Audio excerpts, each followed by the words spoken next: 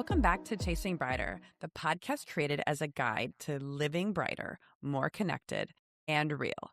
This season, we are choosing real over perfect. As you know, this month we've been talking about resting, resetting, and reconnecting. And February can be a complicated month for many of us. Valentine's Day shines a spotlight on connection, but not always in a gentle or inclusive way. It can amplify loneliness, comparison, or that quiet feeling of, am I behind somehow? And what's tricky is that even people who are partnered, surrounded by others, or very busy can still feel deeply disconnected during this time. Because connection isn't just about who's around you, it's about whether you're connected to yourself. And let's just kind of explore how disconnection may be showing up in our lives. Disconnection from ourself often shows up in subtle ways, not necessarily dramatic ones. It can look like resentment, doing things you don't want to do and then feeling bitter about it, numbness, where we're just going through the motions without really feeling present. People pleasing, which, so many times is prioritizing harmony over honesty and not really putting yourself first, or saying yes when you mean no because it feels safer or easier in the moment. Yeah, it's sort of like, again, that inner knowing of something doesn't feel right in terms of that. And the important thing to know is that these aren't character flaws. They're often coping strategies and ways your nervous system has learned to stay safe, connected, or accepted. So if you hear yourself in any of this, there is nothing wrong with you. You can be surrounded by people, friends, family, coworkers, and still not really be with yourself. That's the idea of feeling disconnected when Yeah, you're and even around people. we're not talking about connecting with others today. We're talking about connecting with yourself. You might be listening, responding, showing up, but internally you can be checked out or overridden. And that is really what disconnection feels like. It's like the absence of, it's not necessarily the fact that you're not around people and not feeling like you're with people. It's the absence of truly being with yourself. Yeah. Being alone doesn't mean you're disconnected. And being busy or socially full doesn't mean you're connected. Yeah, some of the most connected moments happen in quiet, ordinary spaces. And some of the loneliest moments can happen in a crowded room. Connection's not about quantity, it's about presence. So, what does that actually mean to reconnect with yourself? Well, Kelly and I think that reconnecting with yourself doesn't mean a big identity overhaul. It just starts with listening to your body, what feels tense, what feels tired, open, or calm. Listening to your intuition, those inner nudges that often get ignored. Noticing your energy, what drains you, what restores you. Yeah, I mean, it's really less about the answers and more about just really sitting and being in that awareness of yourself. And I know we love reflection prompts or questions to ask yourself. And so a question you can ask here is, what feels true for me right now? Not what should feel true, not what used to feel true, just now. Kelly, do you have moments? Do you notice when you're feeling disconnected to yourself? How does that show up? How do you become aware of it? Yeah, so I think it's a great question. And I still go back to us reading Untamed and like your inner knowing. But I Yeah. think there are these moments where maybe something, as an example, is maybe you're in a social situation and you start to feel like I start to feel even uncomfortable. And maybe there are thoughts in my head and my mind starts racing about something. Um, and that's to me where I start to like think about what's going on with me, Yeah. where I'm maybe feeling tense or feeling some anxiety coming up. and really have to take a minute to kind of like recenter myself in those Yeah. moments, because it's really about being in that present moment in a way that you want to be, right? Yeah. Yeah. And I know I'm going to go off topic a little bit, but the Olympians, watching the Olympics has been really fascinating, because hearing them interviewed right after what is potentially one of the most pivotal moments of their entire careers, and how Yeah. some are and some aren't, like connecting with themselves in those moments. You notice that too? Mm-hmm. Yeah. I'm Anyway. not as, I want to say entrenched because that sounds negative, but like I haven't really been paying attention to the Olympics. Just like some of the interviews Yeah. after and everything. And Yeah. I've seen like what's come across my desk on the Olympics, and that's probably because of my algorithms, but just the way female athletes are being treated. So that's kind of more, that's coming across, but also more like the questions female athletes are being asked. But I can tell the ones who are connected themselves because, they respond so clearly and assertively. And it's kind of like, listen, this isn't about this moment. This is about the 20 years of tiny moments that built up to this one moment. So Yeah. regardless of Yes. how today goes, I know that I stayed longer, worked harder, and invested in myself during this time. So, kind of just being here is a culmination of tiny moments. Yeah. I think that's a great perspective that you saw. How about you, Jess? I'm I thinking think, about this. first of all, it goes to energy. I know when you and I kind of started meditating and doing more self work, and maybe 2020 starting the idea that there's an energy exchange. And so some experiences are energizing and some are depleting. So I'll notice quickly whether something is energizing or depleting, and then is the intuition coming in, then the inner nudges that come in, then I feel tense. And so I always want to see like, okay, why is this moment depleting? And I've been trying to be super calm. And so I'll notice if I'm getting riled up, because I can easily get riled up. And so then I'll be asking myself, okay, what is happening? I feel an energy shift.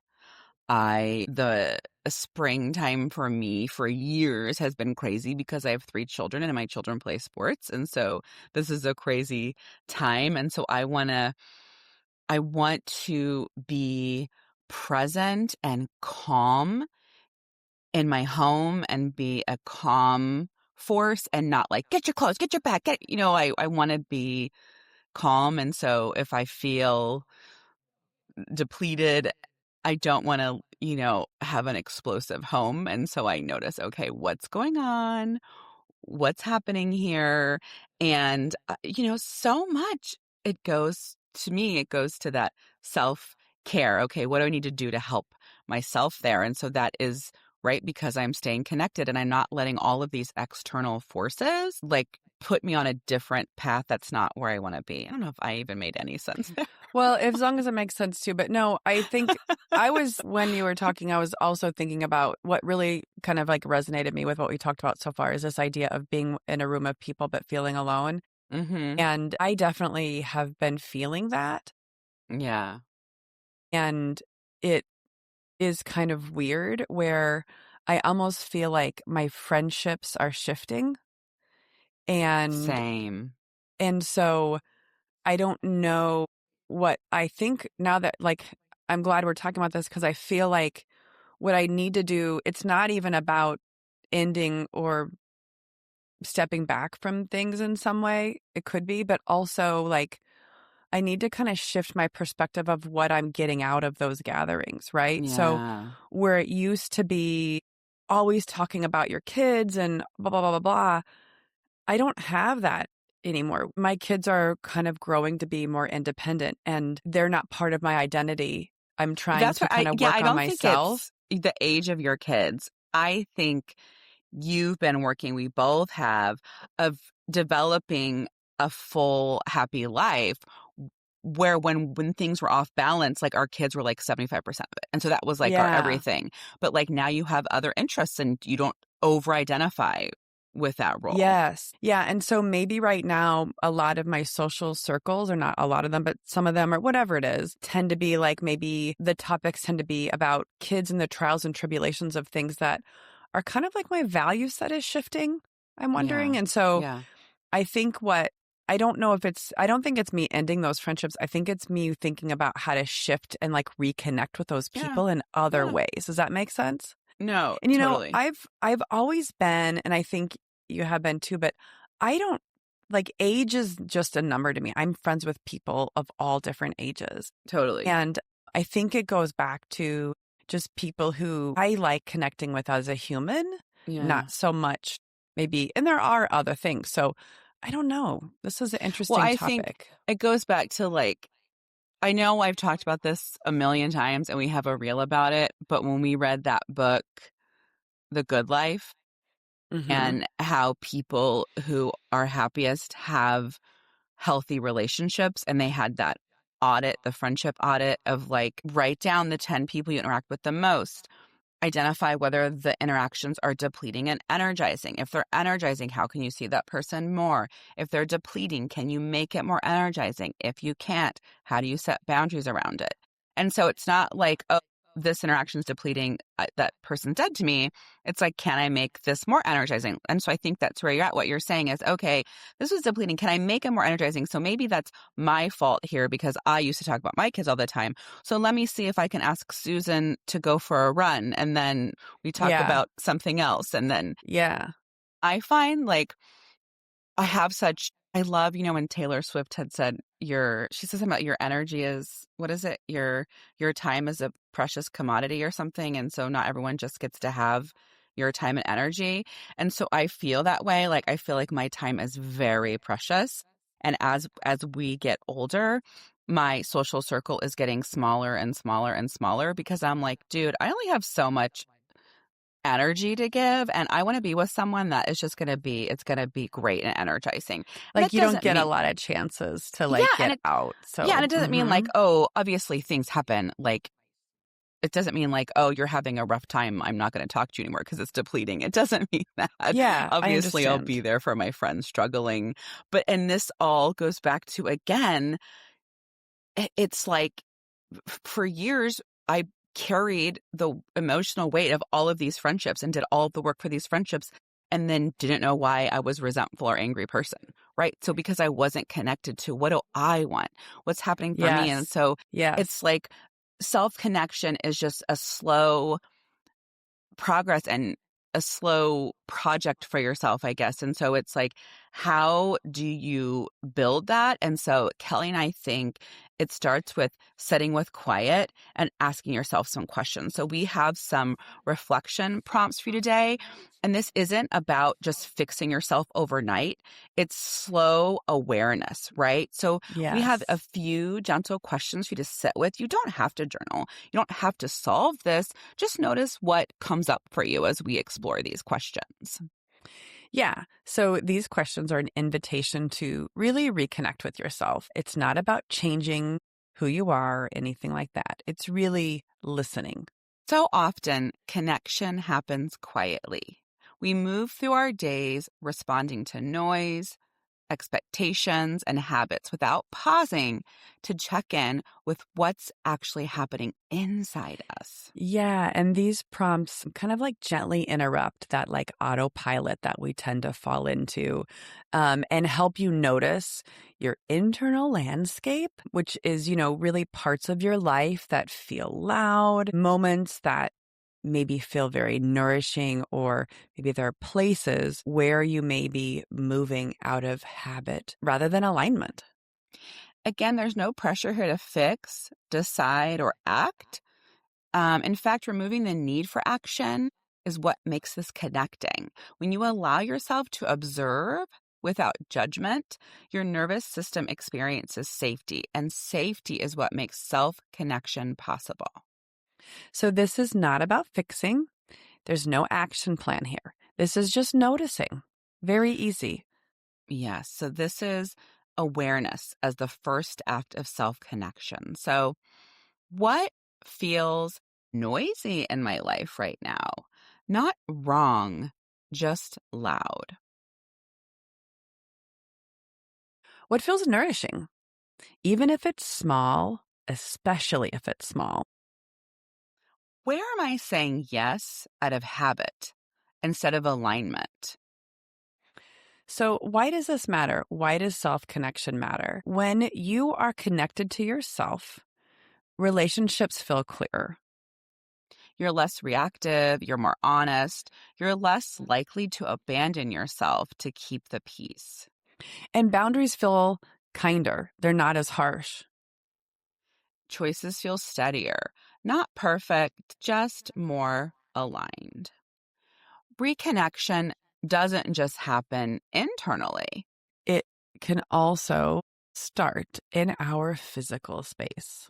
Yes. And next I love week, we're this. talking with Deanna Mole, professional organizer, founder of D's Declutter, and host of the Organizing with Ease podcast.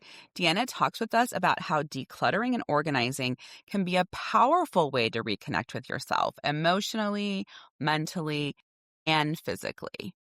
Yeah, I love this interview as well. And I think this is great, really kind of thinking about our own awareness, because I know even for me, just sometimes, do you ever come home and there's like messy places and like I feel like my own awareness is like I'm not feeling good about myself, even though that mess is like an external thing. And so it's idea of really like using that, thinking about connecting to your physical space. So I loved our conversation with Deanna, and definitely check it out next week. Remember, this month, we're not talking about being somebody new. Yeah, we are just talking about coming home to who you already are. And because we're talking about coming home to who we already are and exploring ourselves, we have something so fun coming up for March. Yeah. So have you ever said to yourself, why can't I just stick to a planner? That is definitely me. But we've created an organizational style quiz to help you discover how your brain works. Not everybody works the same way. So stop copying Instagram systems or YouTube organization videos. And really start building some systems. And maybe you already have them that really work for you, and don't give yourself the guilt of not being like others. So we've got an amazing organizational style quiz you definitely have to check out. And to get it, you want to subscribe to our newsletter at chasingbrighter.com. So choosing real over perfect starts here, everyone. And if you want to see what we're loving, what we're learning, and how we're living a little brighter day by day, come hang out with us on social media at Chasing Brighter. Thanks for spending part of your day with us.